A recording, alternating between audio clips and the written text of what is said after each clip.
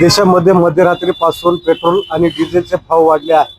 आज आपण पाहतोय परभणी शहरातील या पेट्रोल पंपवर भाव वाढलेले असताना सुद्धा नागरिक या ठिकाणी गर्दी करत आहेत आणि मध्यरात्रीपासून पूर्वी पेट्रोलचा दर हा 105 रुपये 50 पैसे होता, पण मध्यरात्रीपासून पेट्रोलचा दर हा 108 रुपये 63 पैसे झाला आहे। आपण बघतोय की सर इथं पेट्रोल भरायला आले, त्यांच्याशी आपण बोलूया। सर काय मत? नाही, एकच मत आहे की आता हे अचानकच आदरणीय मोदी साहेबांनी जे सांगितलं, प्रत्येकांना आवाहन केलं सर्वसामान्य जनतेला की बाबा तुम्ही सोनं खरेदी करू नका, पेट्रोल जास्त वापरू नका, इलेक्ट्रिक गाड्या वापरा अथवा होईल तेवढं टाळा पेट्रोल भरायचं, डिझेल भरायचं। तर सर्वसामान्य लोकांना फक्त एवढंच म्हणायचं की बाबा त्यांचा उदरनिर्वाहाचा प्रश्न आहे। आता बरेच लेबर लोक आहेत ते बिचार उपाशी कुठे मरतील। आता मी एक सिव्हिल कॉन्ट्रॅक्टर आहे, आधीच तर आमच्या हाताला काही नाही आणि आम्ही जे कामं करतो ते कमी 30% 35% बिलोना करायला होत, त्याच्यात आम्हाला 2 पैसे मिळणार। पण आमच्या हाताखाली जे काही काम करणारे लोक आहेत, म्हणजे माफ करा हाताखाली म्हणता येणार नाही, पण जे रोजंदारी लोक आहेत त्यांचा उपासमारीची वेळ आलेली आहे त्यांच्यावर। तरी पंतप्रधान साहेबांनी सर्वपक्षीय बैठक आयोजित करावी असा मी सांगणार कोणी एवढा मोठा नाही, पण एक सर्वसामान्य नागरिक म्हणून सांगतो की सर्व पक्षातील लोकांनी एकत्र आणावं।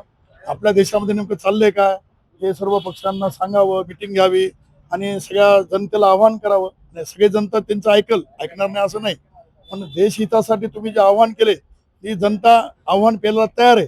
पण अचानक सांगितल्यामुळे थोडं संभ्रमात सगळी जनता आहे की बाबा नेमकं असं काय झालं की सोनं खरेदी करू नका किंवा पेट्रोल घेऊ नका, डिझेल घेऊ नका, वाहनं कमी वापरा, इलेक्ट्रिकचे वाहनं वापरा, होईल तेवढं तुम्ही टाळा वाहनं वापरायला, सायकलवर जा।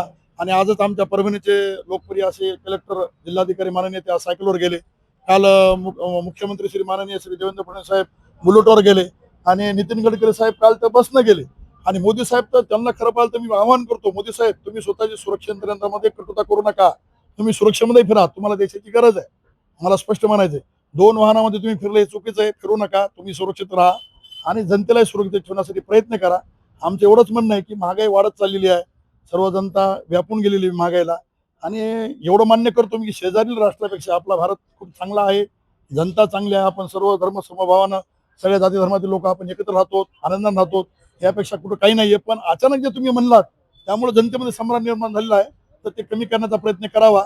आणि एवढे पेट्रोलचे दर वाढल्यानंतर सर्वसामान्य लोकांचं कंबर न मोडलं जाईल, त्यामुळं आमच्या लेबर लोकांचं काय होईल, उद्योगाला जे काही हातावर ज्यांचं पोट घेऊन फिरतायत, मोलमजुरी करतायत त्या लोकांचं काय होईल, याचा परिपूर्ण तुम्ही विचार करावा आणि सर्वसामान्य जनतेला योग्य प्रकारे कुठे त्रास होणार नाही याची काळजी घ्यावी। आणि तुम्हाला देशाची गरज आहे, देशाला जनतेची गरज आहे, जनतेला देशाची गरज आहे आणि आम्हा सर्वांना मोदी साहेबांची पण गरज आहे। एवढा कर्तव्य दक्ष आम्हाला पंतप्रधान भेटला, त्याबद्दल मोदी साहेब लवकरात लवकर हे आमचे हाल अपेक्षा बंद कराव्यात आणि लवकरात लवकर चांगला निर्णय घेऊन पेट्रोलचे आणि डिझेलचे दर वाढू देऊ नयेत, स्थिर ठेवावेत आणि सर्वसामान्य नागरिकांना न्याय देण्याचा प्रयत्न करावा ही विनंती। बाकी मला काय म्हणायचं नाही, धन्यवाद। अशा पद्धतीनं आपण सरांची प्रतिक्रिया घेतलेली आपण पाहू शकतो। या ठिकाणी पेट्रोलचे दर हे 108 रुपये 63 पैशांनी वाढले आहेत आणि काल काल हेच दर 105 रुपये 50 पैसे अशा पद्धतीने होते। मी विष्णू साईगुंडे, एलियस मराठी, परभणी।